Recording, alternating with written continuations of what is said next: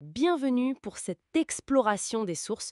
Aujourd'hui, on aborde un sujet assez fascinant, je trouve. Ah oui, c'est Imaginez une IA qui n'exécute pas juste du code, mais qui en crée de nouveaux pour résoudre des problèmes parfois très anciens. oui, des problèmes qui datent pour certains. On parle d'Alpha Evolve, développé par Google DeepMind. Tout à fait. Et pour en discuter, on a le papier technique de DeepMind et puis quelques analyses d'experts en vidéo, en articles. D'accord. L'idée, c'est de comprendre comment ça marche, Alpha Evolve, ce qu'il a réussi à faire. Et ce que ça implique, oui. Pour la recherche, l'industrie, un peu tout ça. Alors, allons-y. Comment ça fonctionne concrètement? C'est quoi la mécanique derrière? C'est une combinaison assez maligne. Alpha Evolve, ça mélange une approche évolutive, Évolutive, genre sélection naturelle. c'est un peu l'idée, oui, appliquée au code. Et ça, il le combine avec la puissance des grands modèles de langage, les LLM. Ah, les LLM, comme Gemini. Exactement, la famille Gemini Pro et Flash de Google, ici. D'accord, donc si je comprends bien, l'humain définit le quoi, le but, C'est ça, l'objectif, les critères pour dire si c'est bon ou pas, et peut-être une première idée de code, une base. et l'IA, Alpha Evolve, se charge du comment. Voilà. Elle prend le relais, elle génère des propositions de code, des variations, ensuite elle les évalue automatiquement. Automatiquement. C'est Hmm, ça la clé. oui, c'est crucial. Ça permet de trier. Les LLM peuvent parfois proposer des choses incorrectes, tu vois. D'accord. Donc cette évaluation guide l'évolution, sélectionne les meilleures pistes, et on recommence. Une boucle, quoi. Et ça, cette évaluation automatique, c'est une grosse différence par rapport à ce qui existait avant. FunSearch, par exemple. Ah oui, c'est un vrai saut. FunSearch, c'était plus limité à une fonction. Là, Alpha Evolve, il peut s'attaquer à des fichiers entiers. Des fichiers de code complets? Oui, des centaines de lignes, plusieurs langages. Il gère des évaluations beaucoup plus complexes, longues, même en parallèle, et il peut optimiser plusieurs choses en même temps. D'accord, le cadre est posé, c'est plus robuste. Et les résultats alors? Les sources parlent de trucs assez bluffants en maths. Oui, c'est vrai.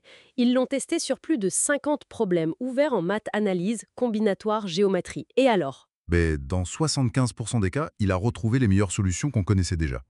Ce qui est déjà pas mal. Oui? Mais surtout, dans 20% des cas, il a fait mieux. Il a amélioré l'état de l'art. Sur des inégalités spécifiques, des problèmes d'empilement de formes, Ah oui, quand même. des trucs assez pointus. Et il y a cette histoire incroyable sur la multiplication de matrices. Battre un algorithme vieux de 56 ans. Oui, l'algorithme de Strassen. C'est sans doute l'exemple le plus médiatisé. Et le plus parlant peut-être. C'est possible. AlphaEvolve a trouvé de nouvelles façons de faire ce qu'on appelle la décomposition tensorielle, qui est liée à la multiplication des matrices. D'accord. Et pour un type précis de matrice, des 4 complexes, il a trouvé une méthode plus rapide. Vraiment une amélioration notable, la première depuis Strassen en 1969. Donc c'est pas juste une petite optimisation, ça touche à des choses fondamentales. Exactement. Ça suggère que l'IA peut débloquer des verrous scientifiques anciens. Il a d'ailleurs égalé ou amélioré l'état de l'art pour plein d'autres pailles de matrices testées. Impressionnant.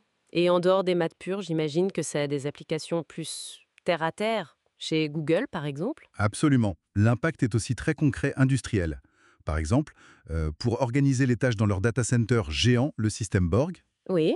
AlphaEvolve a trouvé une nouvelle heuristique. Une règle simple en fait, mais efficace. Ça a permis de récupérer environ 0,7% de ressources de calcul qui étaient perdues. Et ils l'ont déployée. Déployé à grande échelle. Oui, parce qu'en plus d'être efficace, elle était compréhensible, plus que certaines solutions d'IA à boîte noire. Intéressant. Et il a même optimisé l'entraînement d'autres IA, comme Gemini justement. C'est ça qui est fascinant, oui. Il a optimisé des bouts de code, des noyaux de calcul qui sont utilisés pour entraîner Gemini, Résultat?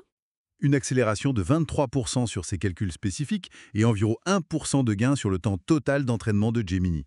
Donc l'IA qui améliore les outils pour créer l'IA. La boucle est bouclée en quelque sorte. Un peu, ouais. Et ça ne s'arrête pas là. Ah, Conception depuis TPU, le matériel spécialisé IA de Google. Il a optimisé le code Verilog d'un circuit. Moins de surface, moins de consommation, validé par les ingénieurs. d'accord. Optimisation de compilateur aussi XLA, pour mieux traduire le code des transformers, comme Flash Attention. C'est assez large. Donc on est vraiment au-delà des systèmes précédents. C'est la synergie entre LLM, évolution et cette évaluation automatique qui fait la différence. C'est ce qui ressort, oui. Une synergie puissante pour la découverte. Certains parlent même de co-scientifique IA. Cause scientifique. Et ça montre bien ce scénario où l'IA optimise son propre code, mais aussi l'infrastructure qui l'a fait tourner. Pour résumer, Alpha Evolve, c'est pas juste un exécutant. C'est un créateur, un optimisateur de code, capable de découvertes et de gains très pratiques. C'est exactement ça. La double valeur. L'avancée fondamentale, en maths par exemple, et le gain tangible, industriel, chez Google. Et ça amène une question un peu vertigineuse pour finir. Je t'écoute. Si une IA comme ça peut améliorer son propre code, et même les systèmes sur lesquels elle tourne, à quelle vitesse est-ce que ses capacités pourraient progresser? Hmm. Est-ce qu'on pourrait voir une IA participer activement de façon majeure à la conception de sa propre version suivante? Hmm. Créer une sorte de boucle d'auto-amélioration qui s'emballe? C'est la grande question, n'est-ce pas? La perspective d'une accélération, c'est une pensée assez provocatrice.